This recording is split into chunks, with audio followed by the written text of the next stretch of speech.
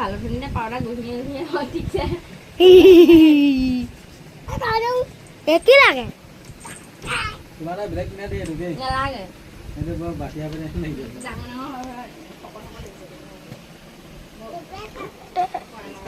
লেবুটা পূজা আছে না হ্যাঁ লসুন হে ফুটি ও না কোৱা এইটো মোবাইল ভিডিঅ' কৰিবলৈ লৈ যাব লাগে বহুত ধুনীয়াকৈ হৈ যায়